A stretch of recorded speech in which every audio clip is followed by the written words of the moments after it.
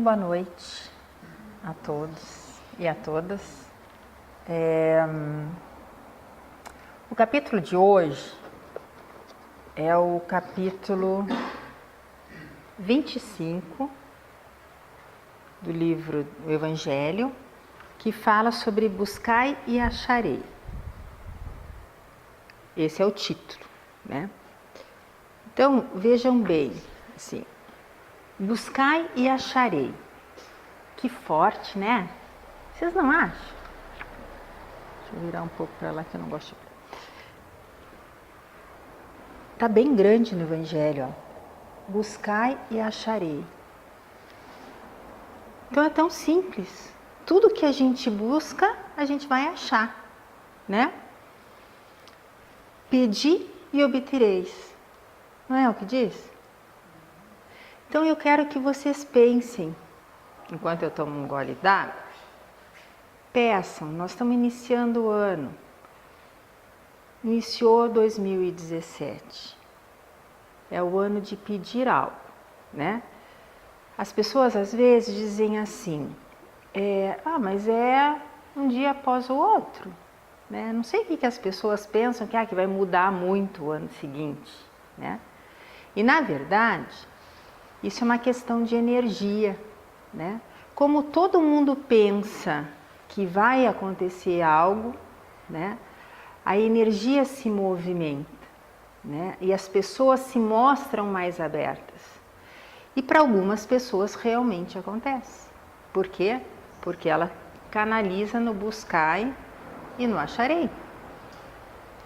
Então eu quero, nesse momento, que vocês pensem em algo que vocês querem muito para 2017. Não vou pedir para ninguém, mas eu quero que vocês pensem para que a gente possa, no final, talvez sair daqui refletindo, tá? Pensaram? Beleza. Então vamos pensar assim. 2017 se iniciou. E uma coisa que a gente precisa fazer é começar a pensar de forma diferente determinadas coisas. Então, quando a gente pensa num próximo ano, num novo ano, né, a gente pensa, como é que vai ser esse ano? A gente começa a imaginar que ano a gente quer ter, né? E eu perguntaria para vocês, eu diria que a gente deveria se perguntar assim, como farei deste ano um ano melhor? Como eu posso aproveitar 2017 para eu me tornar melhor? Por quê? Porque quando a gente volta essa pergunta para nós mesmos, a gente se apropria da nossa existência. E esse é o segredo da gente conseguir ter sucesso em algo, seja lá o que for. É a gente se apropriar daquilo que a gente deseja. Na vida, desde pequeno, a gente deseja 1000 coisas. E a educação, ela nos serve para quê? Para nos mostrar que nem tudo eu posso ter daquilo que eu desejo, né? Que eu posso desejar, mas que eu tenho que pensar naquilo que eu desejo.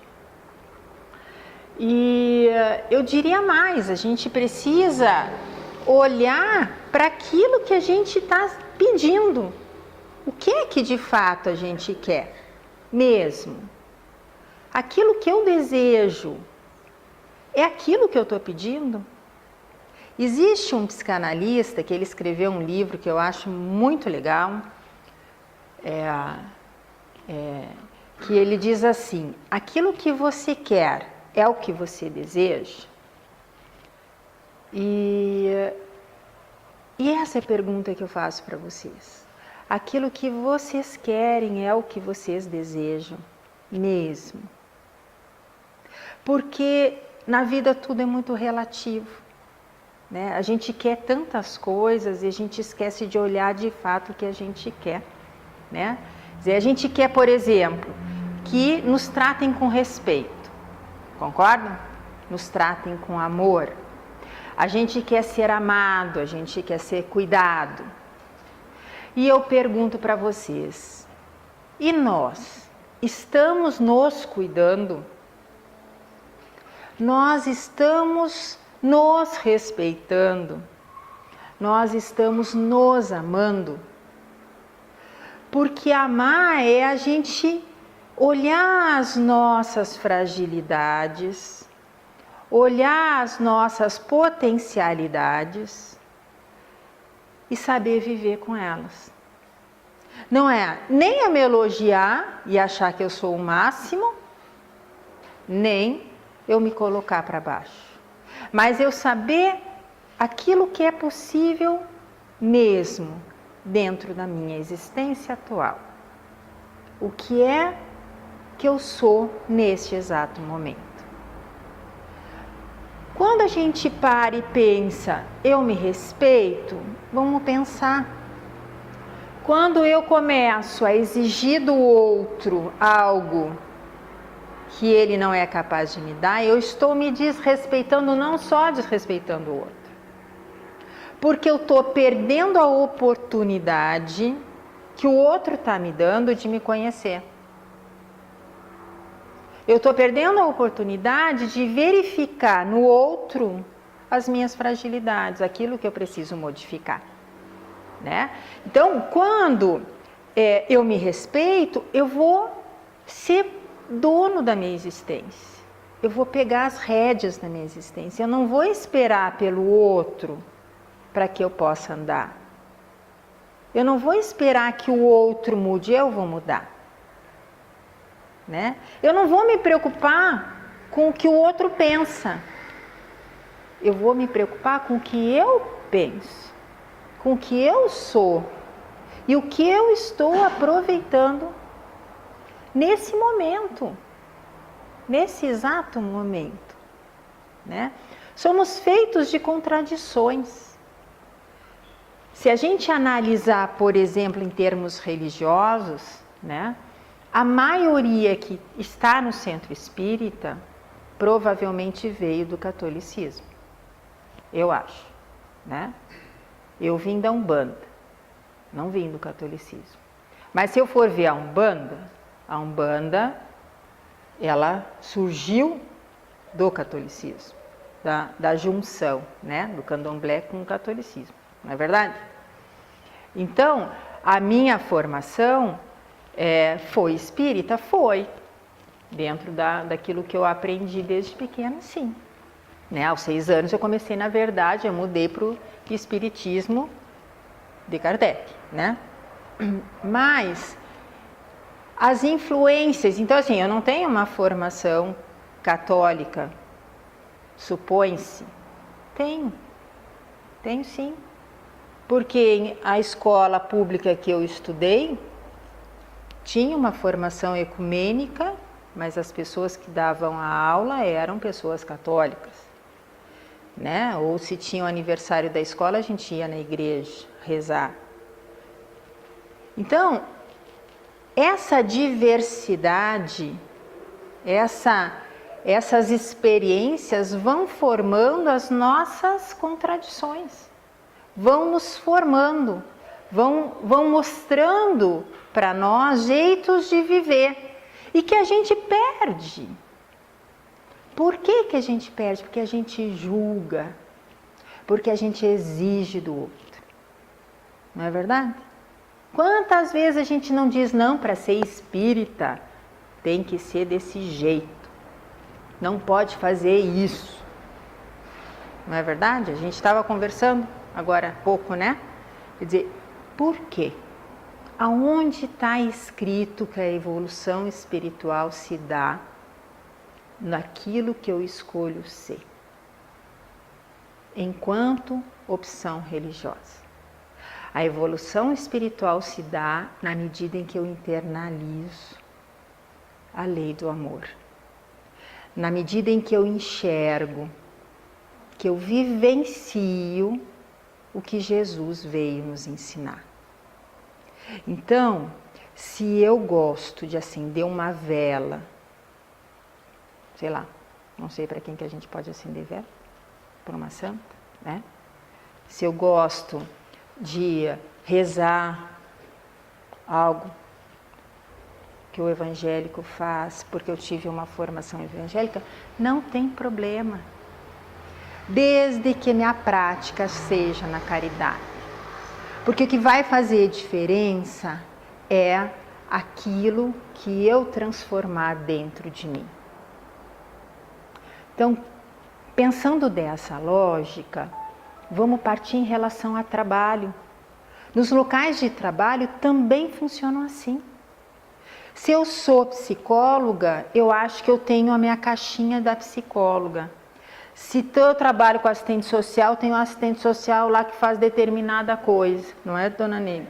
Quer dizer, é todo mundo separadinho, porque a gente não é capaz de viver em harmonia com a diferença. A gente quer mudar os outros, a cabeça dos outros, conforme a nossa. E aí, quando a gente desencarna, a gente leva um susto, porque a gente chega lá e se dá por conta o quanto a gente perdeu nessa existência. Porque a gente não fez a reflexão. Então, quando Kardec coloca bem grande como esse título, Buscai e Acharei, ele está tentando nos mostrar que aquilo que eu estiver buscando eu vou encontrar. E o que eu estou buscando? Eu estou buscando o julgamento, eu vou ser julgado. Eu estou buscando a compreensão, a intolerância, a caridade. O que eu estou buscando? O que eu quero realmente que aconteça? Né? Quando a gente olha isso, muda o enfoque. Por quê? Porque se eu começo a olhar a minha carência, por exemplo, e começo a analisar que a minha carência se dá porque eu gostaria de ficar em casa descansando, ou porque eu gostaria que alguém fizesse uma comidinha, e que eu comece a analisar isso, o porquê que eu preciso do outro para me servir, eu começo a refletir que a gente vive numa comunidade que seria muito mais fácil se cada um fizesse uma parte. Se eu dou um bom dia para alguém e a pessoa não me dá bom dia, por exemplo, isso é muito comum em elevador, por exemplo, né? Tudo bem. Por que a pessoa tem que me dar bom dia? Para ela talvez não seja um bom dia, mas o quanto é importante a gente verbalizar um bom dia e dar um sorriso, ao menos, para alguém. Porque quando a gente expressa, a gente põe palavras, e palavras são energia. E isso transforma a realidade da pessoa em muitas situações. Transforma? Não, transforma a nossa.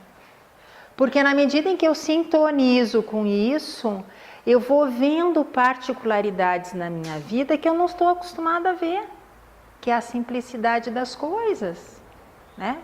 Que é as flores, que é aquelas abóboras ali que me chamaram a atenção quando eu cheguei, uma nova decoração, imagino, né?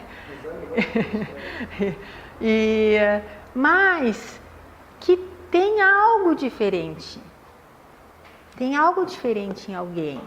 Tem algo diferente que eu possa aprender. Porque a gente aprende na simplicidade, a gente aprende na relação. Nessa frase, ele vai completar dizendo assim, o buscar eu acharei, ele diz que é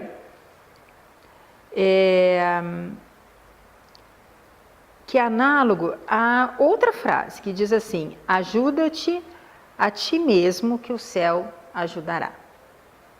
Né? Então vamos analisar isso. Ajuda-te a ti mesmo que o céu ajudará. Por que o céu ajudará? Se nós acreditamos que não tem um vovozinho lá em cima, né, que está ali, que é o velhinho, né, o Deus que está ali para cuidar de todo mundo, mas que é uma energia, né, e que não é alguém que vai nos punir e nos presentear com algo, né? O que ele quer dizer que o céu te ajudará? Vamos pensar assim, ajuda-te a ti mesmo. O que a gente precisa fazer? A gente precisa se interiorizar, né? Quando eu me interiorizo, o que eu vou fazer? Eu vou entrar em muitos momentos em contato com as minhas angústias, certo?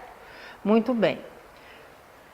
Se eu vou entrar em contato, às vezes isso vai querer de mim, exigir de mim um movimento mais forte em querer mudar determinadas situações, né?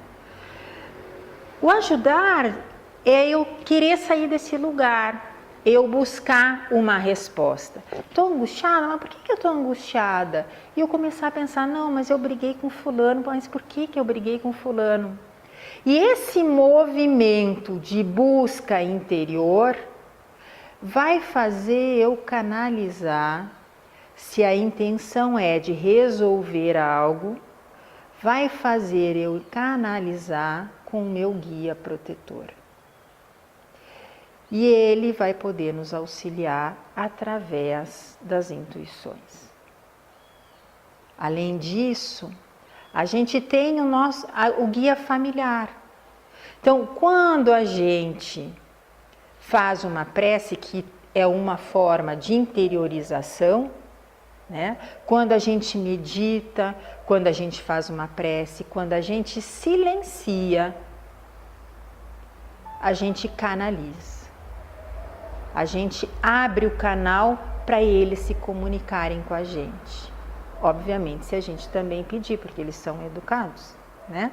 Quer dizer, se eu vejo que vocês estão com um problema, eu sei que eu posso ajudar, mas vocês não fazem um movimento para me pedir, eu posso chegar perto de vocês, mas eu não vou interferir na vida de vocês. Vocês vão ter que me pedir, né? Para que eu possa ajudar e não interferir vocês. E eu ver a melhor forma de ajudar vocês. O plano espiritual é do mesmo jeito. Os mentores precisam saber que a gente está disposto, que a gente abre o canal para que eles possam chegar e nos auxiliar. Então a gente nunca está sozinho. Toda vez que a gente pedir, a gente vai ser atendido. Toda vez. Não existe vez que a gente não é atendido. Existe deficiência no nosso olhar para enxergar isso. Porque toda vez a gente é atendido. Não da forma como a gente gostaria, porque aí que tá. Eu digo para vocês assim, olha, vocês me ajudem aqui, vocês segurem o livro aqui, ó, segura aqui para mim. Não, mas não é desse jeito. Não, não é assim que tu tem que me ajudar. Tu tem que ajudar assim, segurar dessa forma. Quer dizer, a gente pede e ainda manda como é que tem que ser ajudado. Não, não é assim que acontece. A gente pede. Isso é analisado. Qual é a melhor forma de nos ajudar para que a gente possa crescer enquanto ser humano, enquanto espírito encarnado que precisa caminhar. Essa vai ser a forma. Ou é alguém que vai chegar perto da gente e nos abraçar, ou é uma dor que vai surgir, ou é uma palavra de alguém que a gente vai ouvir, ou é um trabalho que vai do nada surgir. Algo vai acontecer. Por quê? Porque é assim que as coisas acontecem sempre. Tudo que a gente pede vai ser respondido. Se a gente faz esse movimento que eu falei, de se apropriar da nossa existência e não exigir do outro algo que o outro não é capaz de nos dar, porque é a gente que é responsável pela nossa existência, né? A gente vai conseguir perceber essa voz. A gente vai conseguir enxergar os sinais dos nossos mentores nos ajudando. E muitos conseguem sentir a energia e a presença deles conosco nos momentos mais difíceis, independentemente da religião. Uma vez, uma moça me falou que ela só não fez nada errado porque ela sentiu. Ela estava sozinha, né? Não tinha mais familiares perto dela. Ela morava, acho que longe dos familiares, assim, morava em outra cidade, na verdade, né?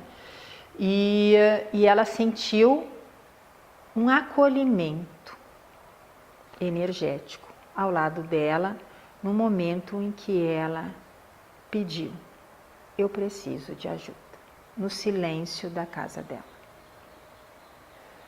Então vejam que ela sentiu, a gente às vezes não sente, porque não é todo mundo que tem esse dom. Mas não é porque eu não sei ver que eles não estão à nossa volta tentando nos orientar e nos ajudar. O problema maior é a rigidez do nosso pensamento. Nós precisamos tomar muito cuidado com a rigidez do nosso pensamento. Porque aquilo que eu digo é assim, a gente já se perdeu. Porque não é. Porque a vida é movimento. Aquilo que eu estou vendo aqui no Evangelho, passando para vocês, daqui a 1 ano, ou talvez menos até, se eu vier falar sobre esse tema, vocês vão perceber que eu vou falar algo diferente. Porque a vida é movimento. Então, o que eu leio aqui, daqui a um tempo, quando eu reler, eu vou enxergar algo que eu não enxerguei. E aí, eu vou fazer a mudança. Então, quando a gente enrijece o pensamento, e nós, seres humanos, temos esse dom, porque a gente quer se sentir de alguma forma seguro, né? A gente embrutece nosso espírito, porque a gente para, a gente deixa de crescer, né? A gente, o Kardec, ele disse que a gente ia chegar um tempo que a gente ia ter que rever as obras básicas, porque muitas coisas iam se tornar ultrapassadas, ia ter que ser analisado. Né? Por que ele disse isso? Porque ele tinha noção que a vida é movimento. O que a gente não consegue mudar naquilo que a gente lê? É a base da doutrina, que é o amor de Jesus. Se tu pegar uma Bíblia, você vai ver que anos se passam e aquilo a gente não consegue mudar, a gente concorda. Agora, no mais, a ciência tem evoluído. E por que a ciência evolui? A ciência evolui porque existe todo um trabalho espiritual antes, também auxiliando aqueles cientistas a evoluírem para que a gente possa achar meios para nos desenvolvermos melhor. A Terra não é, eu já disse em vários momentos aqui, ela não é um lugar em que a gente precise sofrer. Não é. A gente sofre pelas nossas deficiências. A gente sofre porque a gente tem as dificuldades de compreensão pela nossa rigidez, pela nossa intolerância, pela nossa impaciência. Eu tenho feito um exercício desde outubro, mais ou menos, interno, de tentar olhar as minhas intolerâncias. Tenho tentado fazer isso desde que li uma parte muito bonita sobre a tolerância, né? E o que eu enxerguei é assustador, porque às vezes são mínimos detalhes que a gente vai se tornando intolerante, mas é muito libertador também. Por quê? Porque a gente enxerga que tem trabalho pela frente, tem muita coisa ainda que a gente tem que crescer, mas que é possível se a gente se propõe a olhar.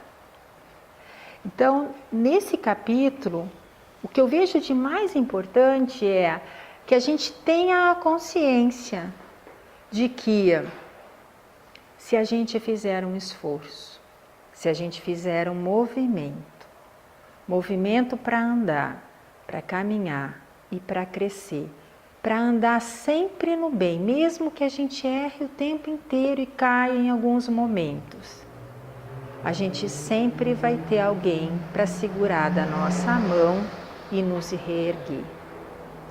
Mas a gente tem que ter paciência, porque não é o tempo que a gente quer, é o tempo em que a gente precisa para amadurecer, para a gente crescer.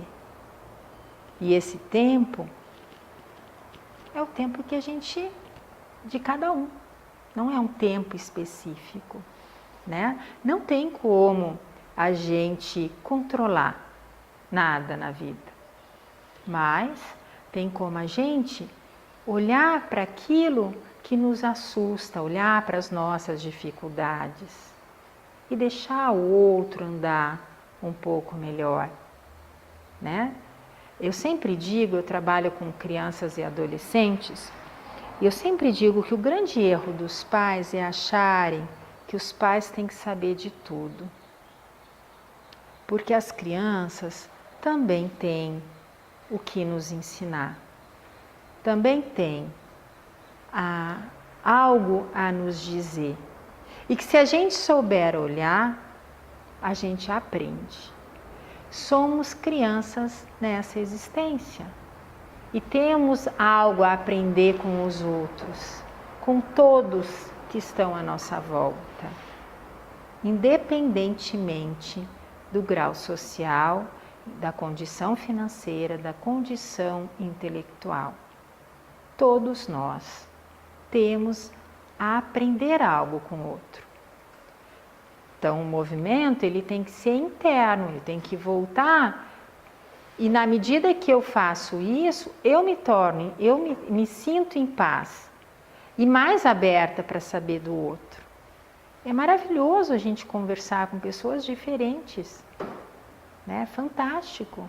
Quando vocês viajarem, vocês vão ver no motorhome. Se eu puder, eu vou visitar vocês. Porque é maravilhoso a gente ver as oportunidades que existem aí, né? Quer dizer, quem não pode viajar, viajem pela televisão, existem canais que nos mostram isso, né? Então, a gente pode tornar a nossa vida leve com coisas edificantes em nossa vida, né? Que aí muda também a energia. Então, espero que eu tenha de alguma forma contribuído com vocês. Que tenham todos e todas uma semana de muita paz.